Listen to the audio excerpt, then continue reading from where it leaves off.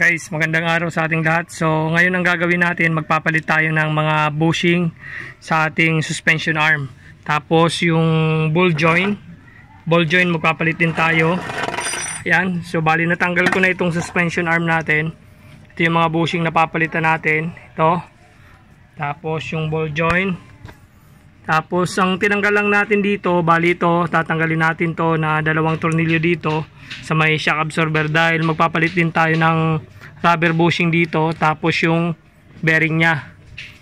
Tapos ito tinanggal din natin yung sa stabilizer link, ayan. So tinanggal din natin yung tornilyo dyan. Tapos dito kakabitan ng ating suspension arm, bali numero 14. Tapos dito naman numero 17. Tapos ito 17 din, dalawang tornilyo, tatanggalin din natin to. So bali hindi ko na pinakita sa inyo kung paano tanggalin, pero madali lang naman. Tapos isang tornilyo dito na nakalagay, ito numero 14. Ito yung pinakalak dito sa ating ball joint, ganyan yan. So pinakalak yan. So tinanggal din natin, madali lang naman tanggalin to. Pagka medyo nakakapit, sungkitin nyo lang ng bakal. Tatanggalin na natin to. Tapos may dalawang tornilyo ito dito sa loob, yung shock absorber. So yun lang ang tatanggalin natin. So matatanggalan natin yan. So ito yung tornilyo nya, nandito. So ito yung tornilyo nya, bali isa dito, tapos isa doon sa may loob. Tanggalin din natin to na plastic double natin, pati ito, para may access tayo doon. So ayan. So papakita ko ulit sa inyo mamaya kung paano natin gagawin yan.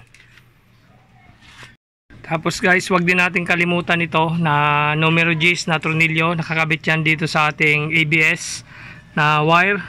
Tapos itong lock, may lock ditong isa para dito sa ating hose ng preno. So tatanggalin din natin yan bago natin matanggal tong shock absorber.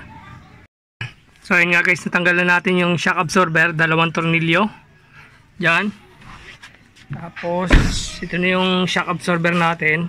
Maglalagay tayo dito na clamp, yung special tools na binili natin, yung pang press nitong spring. Tapos ito meron din tayong binili na pantanggal nitong mga bushing na pang press. So special tools din, sa Shopee lang or Lazada, meron po nyan. Tapos dito naman sa pagtatanggal ng ball joint, meron yan dito na lock. So kailangan lang natin ito tanggal. So bali ito guys yung binili natin na pantanggal sa mga bushing. Yan, ito bali binili lang natin ito sa Shopee. So ito guys yung gagamitin natin pantanggal sa ating mga bushing, tapos pang install din. So ito yung pang press natin para hindi tayo mahirapan, so hindi tayo pukpok ng pukpok. So meron yan dito na tatlong bilog na bakal. Tapos ito pa, marami. So maraming laman yan. So search nyo lang to, lagay ko rin to sa description box natin para sa mga gustong bumili ng ganito. So sisimulan na natin, tanggalin natin yung lock. Tapos ipipress natin to. Tapos ito, ipipress din natin to palabas. Tapos ito, na bushing nya din dito. So papalitan natin yan. Ano yung gagawin natin dito sa parting kaliwa, ganun din ang gagawin natin dun sa kanan natin. So ayan, kung meron kayong mga napapansin dyan na parang lumalagatok or naglagitnit, so ito lang ang i-check nyo, yung lahat ng mga bushing, ball joint, yan.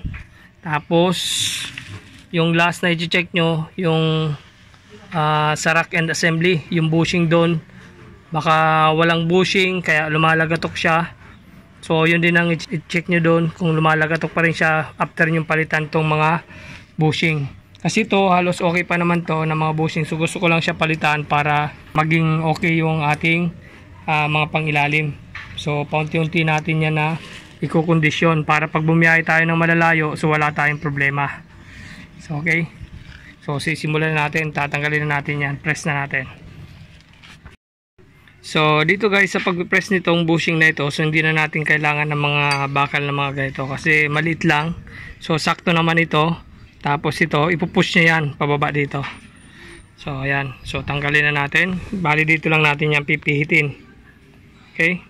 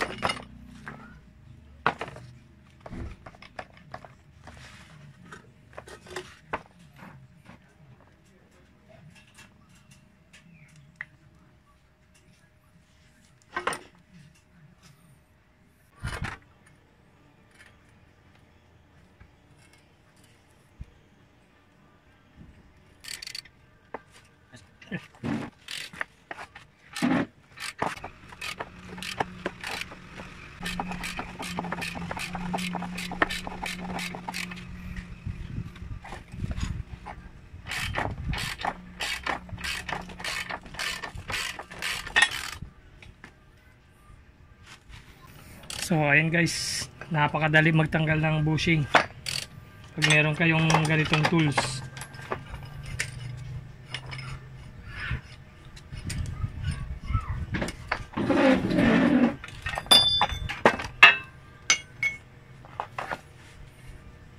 So ayan o, tanggalan natin.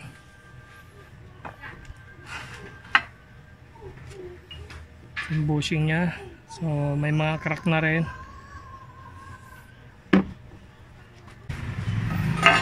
Tapos ito tatanggalin natin to. Yan, ito yung pinakalock nya.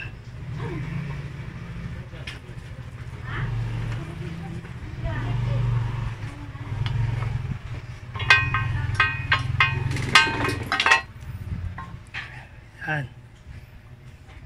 Tapos gagamitan na natin siya ng pantanggal.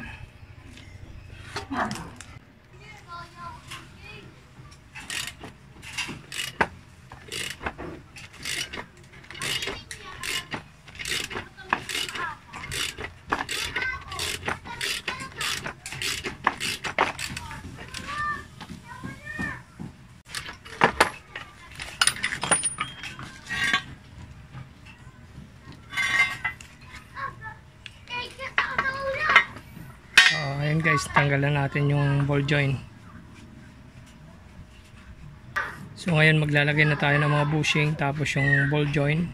Pero lalagyan muna natin siya ng silicone grease bago natin siya ilagay dito yung mga bushing. So guys, ito yung gagamitin natin na grasa. Yan, silicone compound brake system grease. So silicone grease. Tapos ito yung ating ball joint. Yan, ball joint, bagong bago. Salamat kay Everyman. So ayan, meron siyang lock dito. Tapos ito naman yung ating pushing natin sa stabilizer. Tapos ito yung dito sa ating suspension arm. Yan. Tapos ito yung sa shock absorber.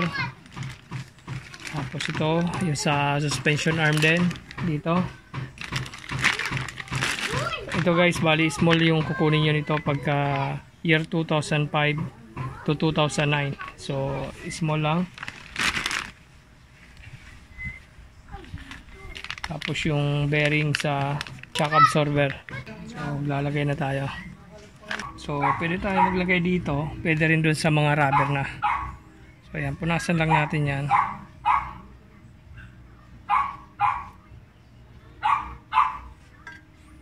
Yan.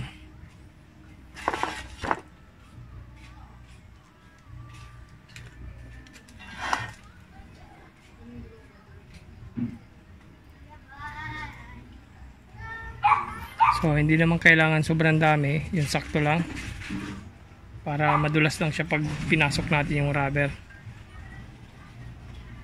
Saka maganda yung silicone grease dahil safe yan sa mga rubber.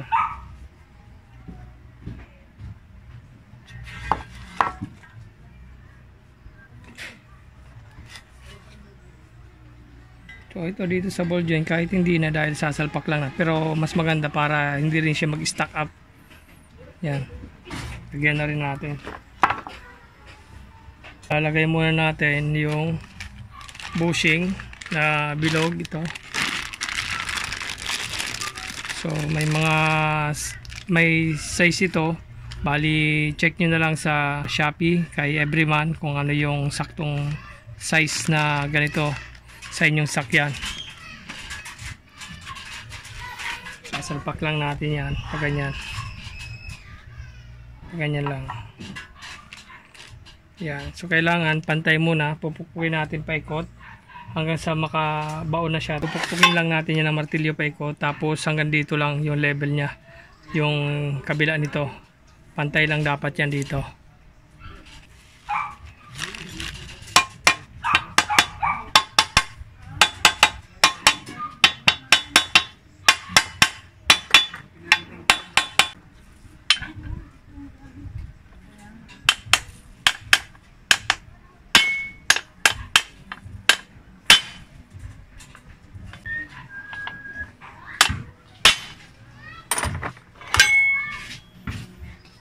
Oh, ayos na yan, pantay na.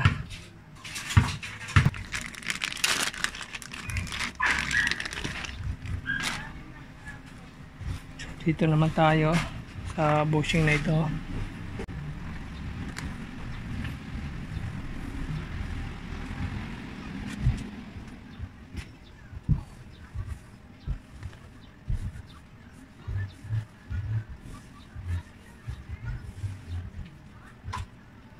Okay. Salpak na natin.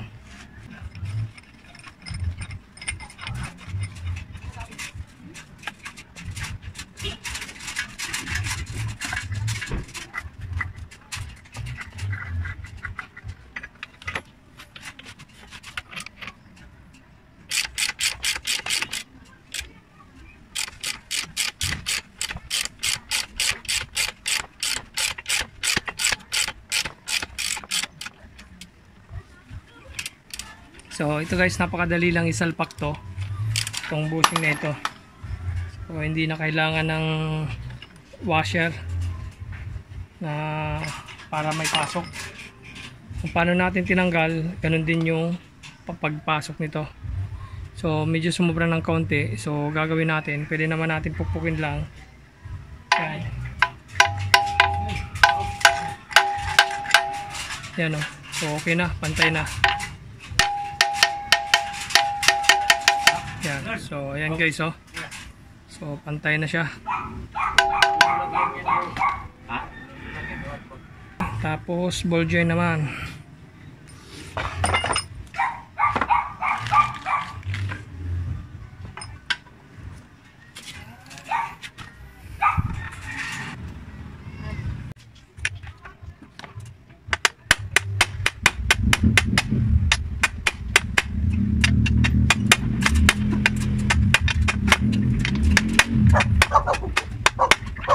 So ayun nga guys, nakabit na natin tong ball joint. So ngayon lalagay na tayo ng lock. So lalagay na natin yung lock.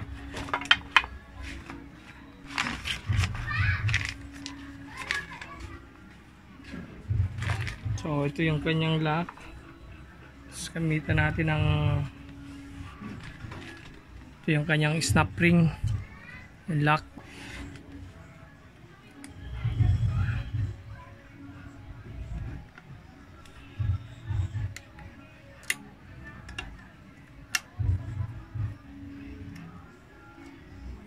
So ayan, ayos na. Okay na tayo dito. So ngayon dito naman tayo sa shock absorber. So okay na to, naikabit na natin lahat ng mga bushing. Tapos after nito, babalik na natin yan lahat. Guys, sa pagkakabit nitong suspension arm natin, kailangan bago natin ikabit dito sa shock absorber, kailangan may kabit muna natin yung ating suspension arm. Kasi mahirap ikabit yan pag ito yung naikabit na natin, nailagay na natin yan. So yun munang unahin natin, yung tornilyo doon. Tapos doon, itong ball joint kakabit na natin dito, tapos lalagyan natin yung lock. Pwede naman natin na ikabit muna ito dito, tapos bago yung ball joint. So ikakabit na natin yan. Okay. Tapos balik na rin natin dito yung sa stabilizer link, kakabit na rin natin yan. Yung mga tinanggal natin, yung itong linya ng sa preno, yung clip niya, yung numero Gs. Yan. Tapos okay na tayo.